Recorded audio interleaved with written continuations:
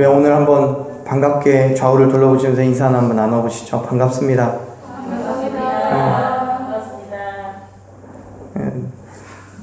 오랜만에 얼굴을 뵈어서도 참 반갑고요. 이렇게 함께 주의 전에서 예배할 수 있게 되어서도 참 반갑습니다. 지난 한 주간 제게는 되게 힘든 하루였습니다. 하루하루였습니다. 왜냐하면 육체적인 힘듦이 있어서가 아니라 그렇게 마음이 불편하더라고요. 어떤 불만이 있고 어려움이 있어서가 아니라 그냥 세상의 시선들이 너무나 불편했어요. 제가 얼마나 유명한 사람이라고 저를 바라보겠습니까만은 그냥 교회를 향한 세상의 시선들이 참 많이 어렵더라고요. 그럼에도 불구하고 우리는 교회라는 이름으로 살아가고 있잖아요. 이때에 우리가 어떤 모습으로 어떻게 세상에 우리의 교회됨을 그리스도인됨을 보여주어야 되는지 다시 한번 고민하게 되는 그런 일주일이었습니다. 우리가 계속해서 1월 첫째 주부터 교회를 나누고 있는데요.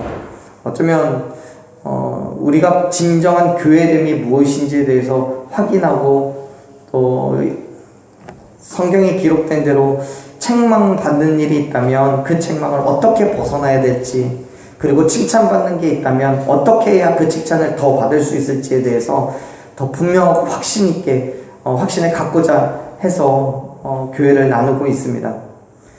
정말 바라건대 저와 여러분이 그리고 우리 교회가 이 땅 가운데 온전한 교회로 세워지기를 소망합니다. 그래서 하나님의 책망이 아니라 정말 칭찬만 받는 그러한 교회 되기를 원합니다. 하나님뿐만 아니라 세상에서도 칭찬받기를 원합니다. 지난주에 금요일날 다른 교회에서 저희 교회 와서 후원해 주시는 교회에서 와서 인터뷰를 하고 갔어요. 영상도 찍고 갔는데 제가 그분들께 그렇게 우리 교회에 대해서 이야기했습니다. 우리 교회에 대해서 바라고 소망하는 건 하나님께 칭찬받고 인정받는, 그리고 세상에 신뢰받고 믿을 수 있는 교회로 소문나기를 소망한다고요.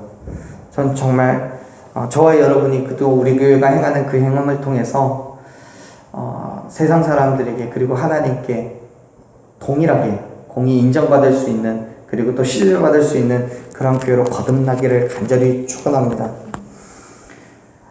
사데라는 지역은요, 지금의 터키인 루디아의 수도입니다.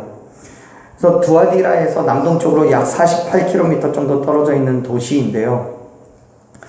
이 도시는 두아디라와 마찬가지로 상업도시예요. 그래서 염직공업, 즉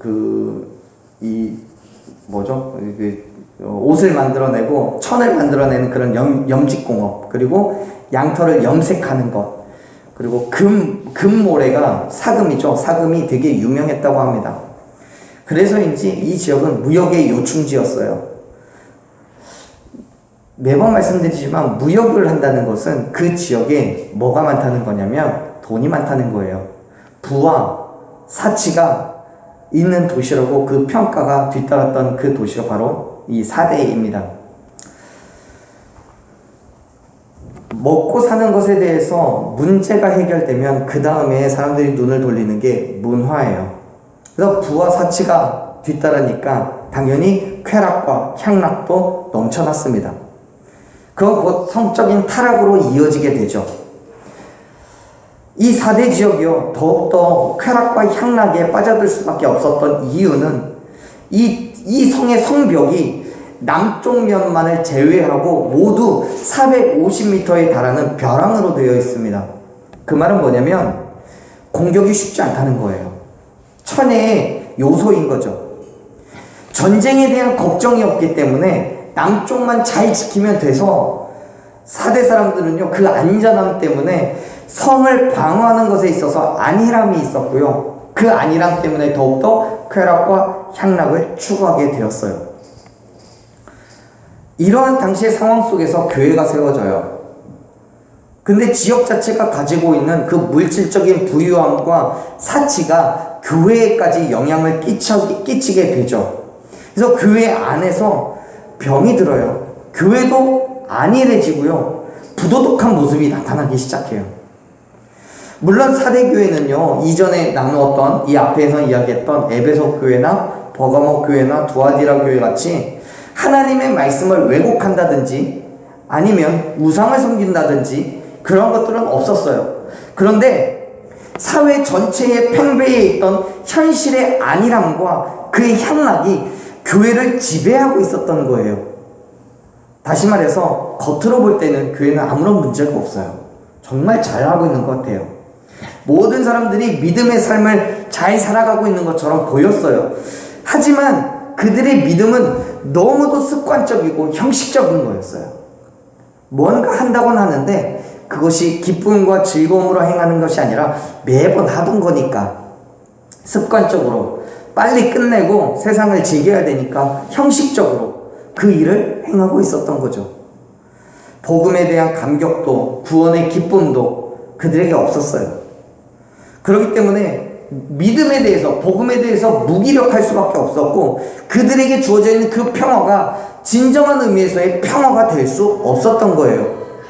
자, 여러분, 말씀을 한번 자세하게 세세하게 한번 살펴봅시다. 먼저 사대교회 하는 예수님의 모습, 사대교회 말씀하는 그 예수님의 모습을 살펴봅시다. 이렇게 묘사를 하죠. 1절 말씀 같이 읽어볼게요. 사대교회 사자에게 편지하라. 하나님의 7영과 7별을 가지신 이가 이르시되 내가 네 행위를 아노니 내가 살았다는 이름은 가졌으나 죽은 자로다. 아멘. 사대교회를 향한 예수님은 하나님의 7영과 7별을 가지신 분이라고 묘사됩니다. 여기에서 하나님의 영이라는 건 당연히 성령을 의미해요. 다만 그 영이 7개라고 이야기하잖아요. 7이라는 건 당시의 7은 이 7이라는 숫자는 완전하다는 의미를 가지고 있었어요. 즉 하나님의 영, 그 성령의 완전한 성품과 그의 사역을 상징하고 있는 표현인 거예요. 또한 7별은 뭐냐면 편지를 보내고 있는 7교회를 보호하고 책임져야 하는 그 천사를 의미합니다. 근데 이런 표현은 이미 에베소 교회를 이야기할 때도 나왔었어요. 예수님께서 오른손에 7별을 붙잡고 있다는 표현이 있죠. 그때와 마찬가지로 이 7별은 7교회의 천사와 그 사자들을 의미합니다. 그런데 성경은 예수님께서 완전하신 성령과 7교회의 천사들을 가지고 있다라고 말씀하고 계세요. 가지고 계신다고요. 예수 그리스도께서 성령과 천사의 역할을 주관하고 계시는 분이라는 표현인 거예요. 사랑하는 여러분, 교회와 성도에게 역사하시는 성령님과 우리를 지키시고 보호하시는 천사를 주관하시는 그분이 바로 온 땅을 두루 감찰하고 계시는 하나님이시고 또 교회의 머리 되신 예수님이심을 믿으시길 바랍니다. 그러한 예수님께서 사대교회의 현 상황을 냉정하게 이야기하시는 거예요. 평가하세요. 속된 말로 팩트 폭행이라고 하죠. 그 사대교회가 가지고 있는 모습을 낱낱이 들여다보고 있는 거예요. 뭐라고 얘기하세요? 1절 말씀 뒤에 가서 보면요. 내가 네 행위를 아노니 네가 살았다 하는 이름은 가졌지만 어떻다고요? 죽었다고요. 예수님께서는요 사대교회의 행함을 알고 계신대요. 그런데 그 행함이 어때? 살았다는 이름은 있지만 죽었어요. 그렇습니다. 사대교회는요 외적으로는요 살아있어요. 살아있는 것처럼 보여요. 교회 건물도 반듯하게 세워져 있고요. 성도들도 잘 출석하게 할 거예요. 부유한 도시이기 때문에 부유한 성도들도 많아서 물질적으로 문제도 없어요. 교제도 잘하고 있고요. 뭐 우상을 섬긴다는 일도 없고요. 서로 시기하고 질투하고 반목하지 않아요. 전혀 문제가 되지 않아요. 외적으로는 그렇게 살아서 움직이는 교회예요. 그런데 예수님께서 보실 때 그 교회는 결코 살아있는 교회가 아니라고 말씀하고 있는 거예요. 왜요? 그들의 행함이 성령에 충만하여서 성령에 감동되어서 기쁨과 즐거움과 감사와 헌신으로 행하는 그런 행함이 아니라는 거예요. 어떤 면으로 보면 에베소 교회와 사대 교회가 열정적으로 시작했다가 어느 순간 식어버렸다는 점에서 비슷해요. 그런데 에베소 교회 안에서 생긴 타락은 사대 교회와 비교할 때 그렇게 심각한 건 아니었어요. 왜냐하면 에베소 교회의 문제는 인간적인 변덕과 불안정 그리고 믿음에 대한 의심이었어요. 그런데 사대 교회의 문제는 영적으로 타락해버린 거예요. 거짓된 주장을 하고요. 그 죽음에 대한 것이기 때문에 문제가 큰 거예요. 즉 사대교회 성도들은 교회는 다닌다고 하는데 생명력을 잃은 일반적인 이방인들과 다를 게 없었던 거예요. 뿐만 아니라 교회의 타락은 근본적으로 악한 것이었고 음란했어요. 사랑하는 여러분, 지금 사대교회 성도들은요, 그의 이름이 그리스도인이고 그의 신분은 성도예요. 더 나아가서 그들의 행함도 교회 안에서 볼 수 있는 일반적인 믿음의 행함이에요. 그럼에도 불구하고 그들의 행함이 예수님 앞에 긍정적으로 평가받질 않아요. 왜냐하면 그들의 믿음과 전혀 상관이 없으니까요. 우상을 섬기던 이전의 모습과 동일한 태도를 습관적으로 행하고 있으니까요. 그 행함이 이방인이라면 오히려 칭찬받겠죠. 하지만 그리스도인의 행함이기 때문에 온전한 행함이라고 인정받지 못하는 거예요. 그렇습니다. 사대교회는요, 7교회 중에서 이단의 특별한 위협이나 외부의 핍박이 가장 적은 교회였음에도 불구하고 우상숭배의 문화나 주변의 환경에 타협하여서 그리스도인만이 가질 수 있는 그 생명력을 잃어버렸습니다. 결국 교회가 외적인 형식과 모습은 갖추고 있지만 진정한 믿음의 모습, 영적인 능력이 사라져버리고 없었어요. 사랑하는 여러분, 우리는 어때요? 우리가 교회를 다니고 또 기도하고 성경 보는데 우리의 영적인 능력, 우리의 그 세상에 드러낼 수 있는 믿음의 힘, 그건 어떻습니까? 이 땅에 많은 그리스도인들이 그래요. 세상의 기준으로는 착실하고 모범적으로 보일 수 있어요. 그러나 그들에게 진정한 믿음이 없다면, 온전한 행함이 없다면 결코 구원은 그들의 것이 될 수 없음을 믿으시길 바랍니다. 왜요? 그들은 예수 그리스도를 드러내고 자랑하는 게 아니라 나를 자랑하는 거고요. 마치 신앙생활을 이 땅의 것을 얻기 위한 수단으로 여기면서 살아가기 때문에 그래요. 예수님을 알면서도 예수님과 연합한 믿음의 삶을 살아가는 게 아니에요. 오히려 예수님을 모르는 것처럼 살아가는데 어떻게 예수님을 드러낼 수 있겠어요? 외적으로는 충분히 칭찬받고 인정받는데 예수님께서는 예수님의 삶이 드러나지 않기 때문에 결코 하나님의 칭찬과 인정을 받을 수 없는 거죠. 사랑하는 여러분, 그리스도인으로서 그리스도인답게 살아가십시오. 그것이 때로는 여러 가지 손해와 아픔을 줄 수도 있습니다. 그러나 그 진정한 그리스도인이라면 기꺼이 믿음으로 감당하십시오. 왜냐하면 예수님께서도 그렇게 사셨으니까요. 예수님도 당신이 하나님의 아들이시고 우리를 위해서 하셔야 될 그 일이 있기 때문에 기꺼이 하나님의 명령을 받아서 십자가에서 못 박히시고 죽으시고 부활하신 그 사건을 감당해 내신 거예요. 하나님의 아들이시기 때문에 우리도 마찬가지인 거죠. 우리가 예수님이 그렇게 사셨기 때문에 우리도 예수님을 본받아 살아가는 그리스도인이기 때문에 우리에게 주어진 그 모든 힘듦과 아픔도 또한 능히 감당해 낼 수 있어야 함을 믿으시길 바랍니다. 그런데 사대교회는 그런 행함이 없었어요. 그들의 행함은 정말 형식적인 행함에 불과했고요. 보이기 위한 것이었기 때문에 죽은 거였어요. 결국 하나님의 책망을 받을 수밖에 없는 거죠. 2절을 보면 이렇게 말씀합니다. 2절을 같이 읽어보겠습니다. 너는 일깨어 그 남은 바 죽게 된 것을 굳건하게 하라. 내 하나님 앞에 내 행위에 온전한 것을 찾지 못하였노니. 아멘. 2절에서는 하나님의 책망이 뒷부분에 나오고요. 앞에 있는 거는 예수님의 해결책이에요. 이 책망에 대한 해결책이요. 근데 사대교회를 향한 그 책망은 뭐냐면 교회가 가지고 있는 행위의 온전한 것을 찾지 못했대요. 여기에서 온전하다는 것은 예수님께서 말씀하시는 거기 때문에 그 하나님께서 바라시는 그 기준에 따른 온전함이에요. 즉 우리가 믿음의 행함을 하는데 우리가 행하는 그 믿음의 행함의 온전함은 세상 사람들이 보는 그 기준이 아니라 하나님이 보시는 그 기준의 온전함이라는 거예요. 사람들의 눈으로는 아무리 잘하는 믿음의 삶인 것처럼 보여도 하나님께서 인정하시지 않는다면 그건 온전한 게 아니에요. 근데 문제는 뭐냐면 인간이 가진 능력으로, 내가 가진 능력으로는 결국 하나님의 기준을 채울 수가 없다는 게 문제예요. 왜요? 인간 연약하니까요. 부족하니까요. 언제나 죄가 있는 존재이니까요. 하나님의 입장에서 보면 너무도 부족하고 죄 많은 인간이 어떻게 그 기준을 채울 수가 있겠습니까?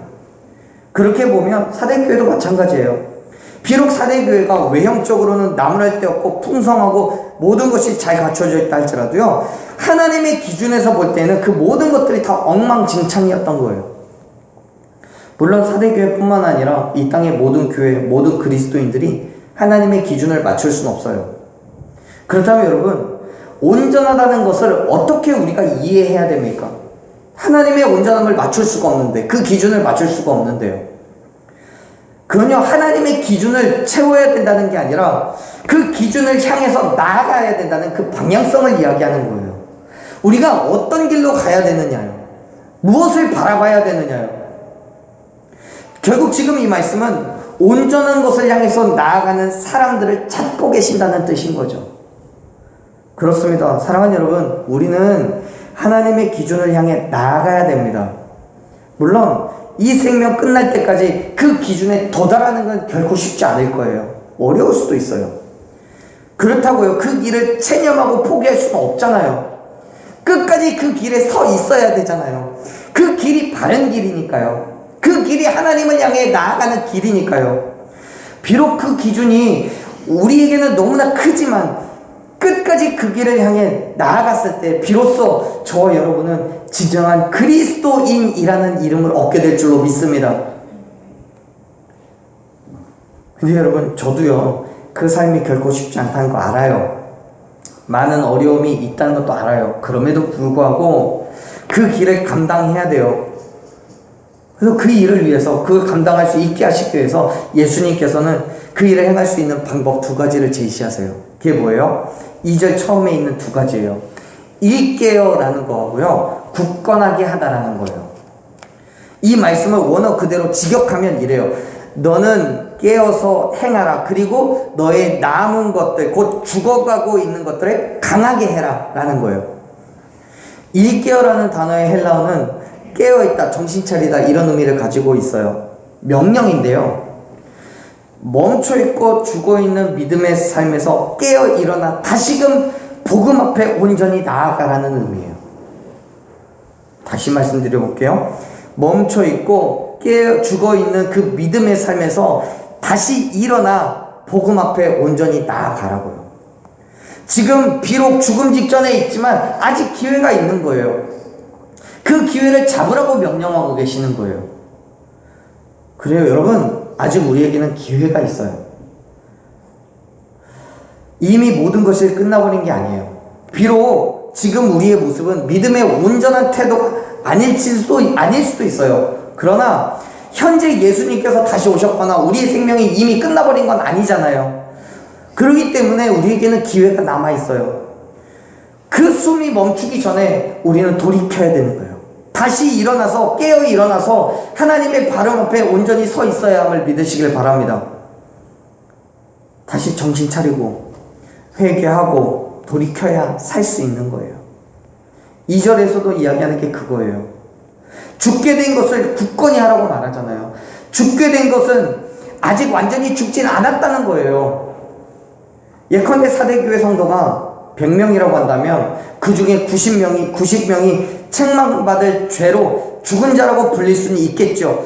그러나 여전히 10명은 교회를 위해서, 복음을 위해서 자신의 믿음을 지키고 있다는 거예요. 그들을, 그 믿음이 다른 사람들에게 전달되어서 다시 살아나라고 이야기하는 거예요. 회복되라고요.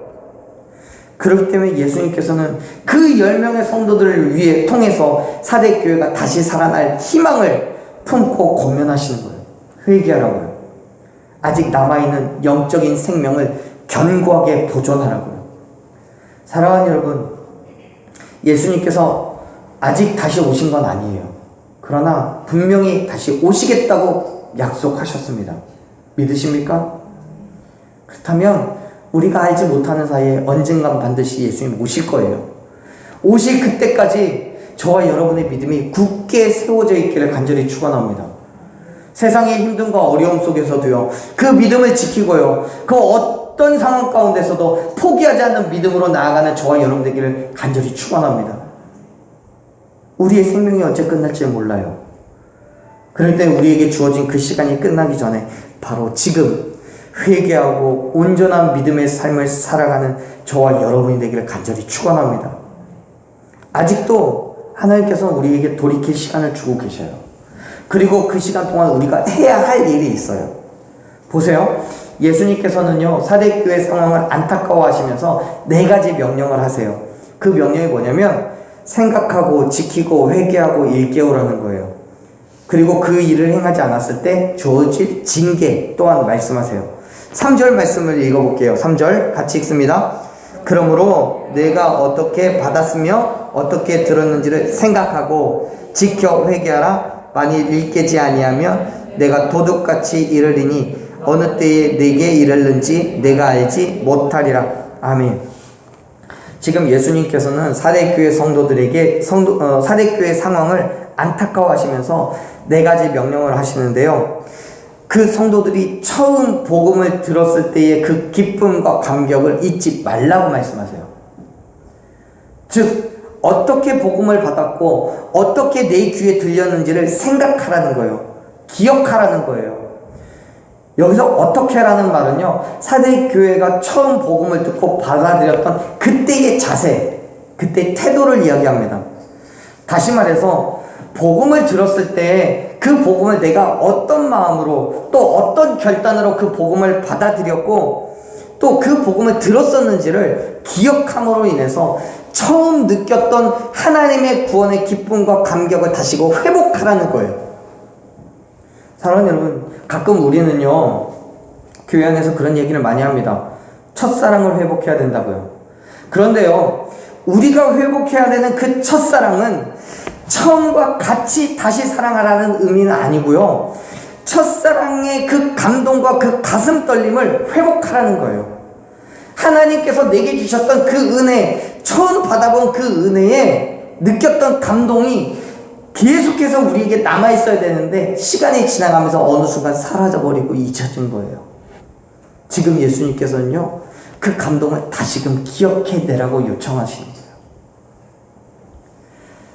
그래서 이전에 성경을 볼 때의 그 가슴 떨림, 기도할 때 끊임없이 흘러내렸던 눈물, 그걸 기억해내고 다시 복음 앞에 온전히 서 있을 때 저와 여러분이 하나님의 구원의 은혜를 경험할 수 있다고 성경은 말씀하고 있는 거예요. 사랑하는 여러분, 우리 다시 회복해야 됩니다. 이전에 예수 그리스도의 죽으심과 부활하심이 내 가슴에 새겨졌을 그때에 가졌던 그 감동이 다시금 회복되어야 함을 믿으시길 바랍니다. 그리고 우리의 모든 죄를 회개하고 하나님 앞으로 처음 나갔던 그 자리로 다시 가야 되는 거예요. 이건요, 제 이야기가 아니에요. 예수님께서 우리에게 2번째로 권면하는 게 회개잖아요. 이전에 따르던 세상 것들을 버리고 온전히 예수 그리스도만을 따르라는 거예요. 180도로 완전히 돌아서는 그 회개를 요구하시는 거예요. 그 회개가 바로 복음에 근거한 회개고요, 그것이야말로 영원한 죽음에서 벗어날 수 있는 유일한 길이기 때문이에요. 사랑하는 여러분, 회개는요, 우리의 삶의 일부분만 회개하는 거 아니에요. 매 순간마다 회개할 거리를 찾아서 억지로 하는 것도 회개 아니에요. 진정한 회개는 우리에게 죄가 있다는 것을 인정하고 그 죄의 자리를 박차고 일어나서 벗어나고 돌아서서 하나님의 길로 나아가는 게 회개예요. 그래야 죄로부터 벗어날 수 있는 거예요. 사랑하는 여러분, 저와 여러분에게 그러한 회개가 있기를 간절히 축원합니다. 모든 죄로부터 완전히 벗어나기 위해서 끊임없이 말씀으로 나를 점검하고 기도로 하나님과 교통하는 그 믿음의 삶을 살아가십시오. 사실 인간이요, 그 죄로부터 벗어난다고 해서 어떻게 완전하게 벗어날 수 있겠습니까? 끊임없이 죄와 싸우면서 살아가요. 바울도 그랬어요. 바울도 자기 안에서 죄의 법과 성령의 법이 매일같이 싸운다고 얘기했어요. 그래서 나는 날마다 죽노라라고 고백하잖아요. 우리도 마찬가지예요. 우리 안에서 죄와 성령은 매일같이 싸워요. 그러나 그 싸움에서 성령이 이길 수 있는 건 우리가 말씀으로 내가 하나님 앞에 바로 서 있고 기도로 하나님과 교통할 때 비로소 해결될 수 있음을 믿으시길 바랍니다. 그렇게 사랑하는 여러분, 진정한 그리스도인으로 거듭나십시오. 회개하고 정결한 마음을 지키십시오. 예수 그리스도의 말씀에 순종하십시오. 그 순종은 어느 한순간 완성되는 거 아니고요, 하나님께서 다시 오실 때까지 계속해서 지속되어야 되는 순종이고 믿음의 싸움인 거예요. 사랑하는 여러분, 깨어 일어나 예수 그리스도 앞에, 그 복음 앞에 서십시오. 복음을 듣고 그리스도인의 삶을 결단했다면 그 결단이 쓰러지고 포기하지 않도록 지키십시오. 그런 그리스도인으로 살아갈 때마다 세상은 우리를 무너뜨리려고 할 거예요. 핍박하고 조롱할 거예요. 우리가 믿음의 자유가 있는 세상에 살아가고 있기 때문에 오히려 복음을 지키는 것에 소홀히 할 수 있어요. 안일하게 생각할 수 있어요. 그때마다 사대 지역이 그 안일함 때문에 어떤 결과를 얻게 되었는지를 기억하십시오. 세상의 쾌락과 향락에 매몰되었던 것을 여러분 기억하시길 바라요. 우리는요, 예수 그리스도께서 다시 이 땅에 오실 때까지 순결한 신부와도 같이 나를 지키며 하나님 앞으로 나아가야 되는 거예요. 그게 그리스도인이에요. 깨어 기도하며 말씀으로 무장하고 세상에서 승리하십시오. 예수 그리스도께서 다시 이 땅에 오실 때까지 여전히 우리는 세상에서 살아가지만 세상에 정복당하여서 사는 게 아니라 오히려 세상을 정복하고 다스리며 날마다 승리하는 저와 여러분이 되기를 간절히 축원합니다. 예수님께서는 그 말씀에 순종하지 않는 사람들을 말씀하는 대신에 오히려 말씀에 순종하는 사람들에 향한 상급을 말씀하세요. 성경을 보면 이렇게 이야기하십니다. 4절 5절 말씀 같이 읽겠습니다.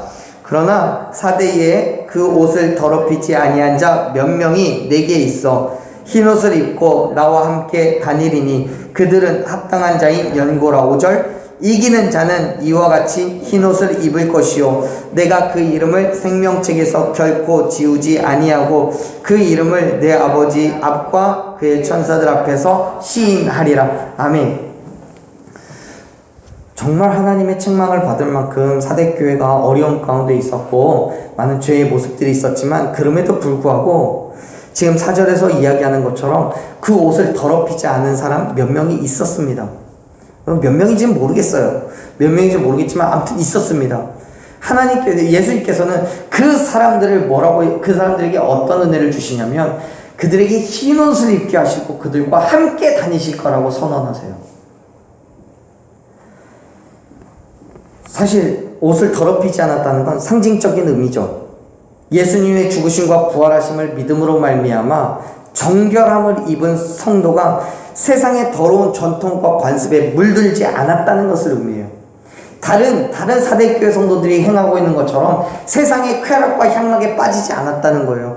자신들의 부유함과 평화의 안일함 때문에 하나님의 복음 앞에서 바로 서는 것을 소홀히 하지 않았다는 거예요. 즉 그리스도인이 되었음에도 불구하고 여전히 세상의 전통과 관습에 물들어 있는 게 아니라 끝까지 그 유혹과 어려움을 참아내고 견디었던 사람들이 바로 이 사람들인 거예요.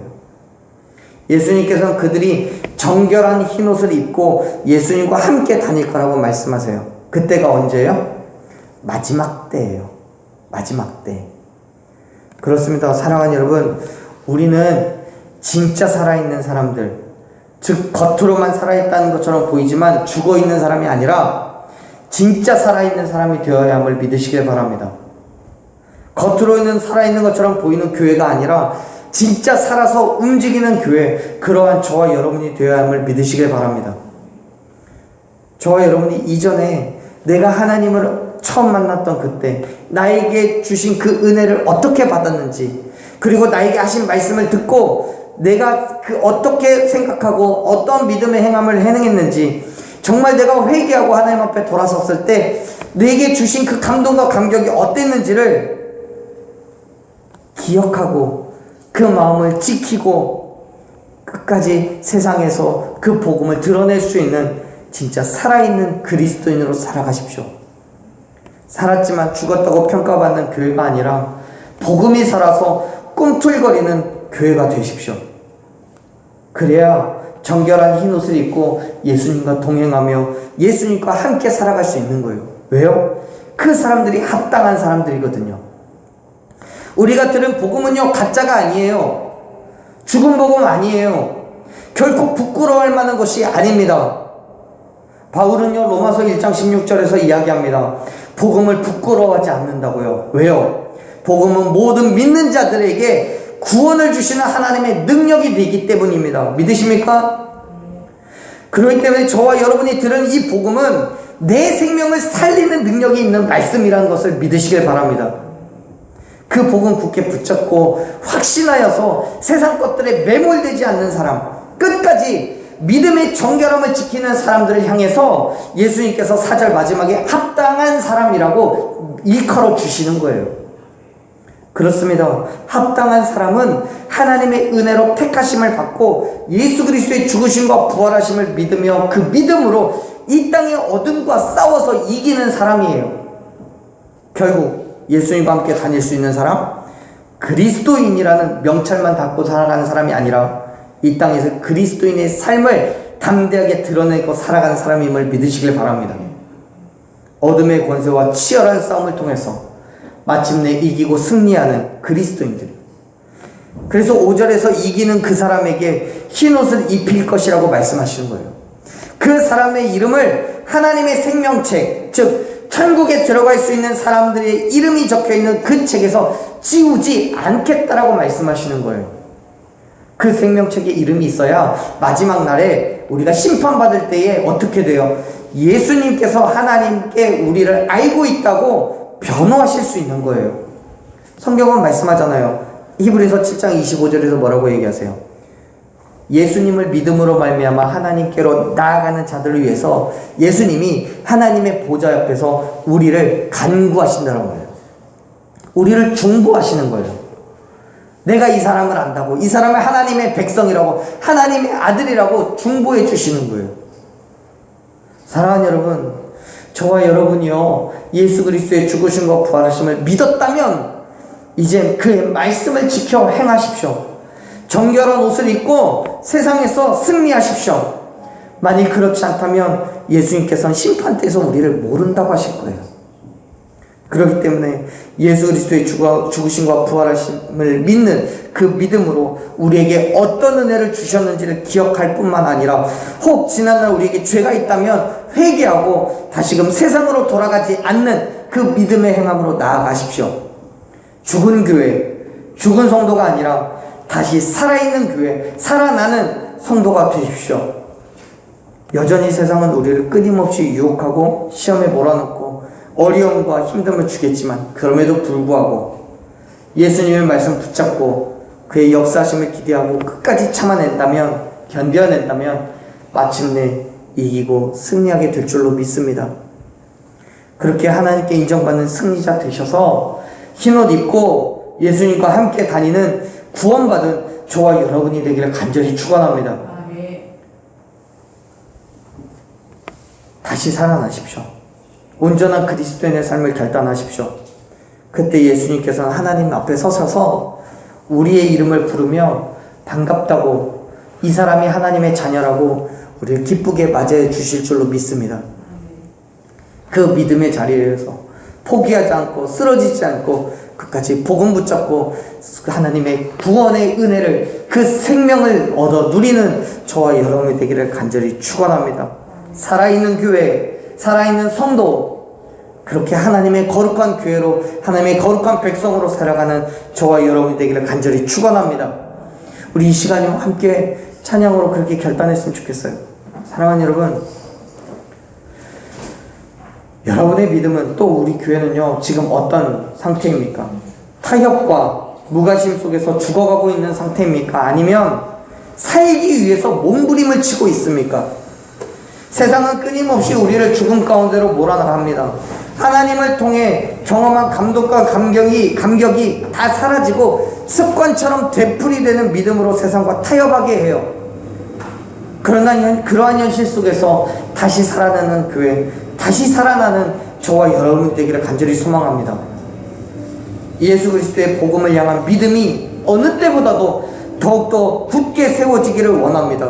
죽은 믿음, 죽은 행함이 아니라 예수 그리스도의 복음으로 다시 살아나는 믿음, 다시 살아나는 행함이 있기를 소망합니다.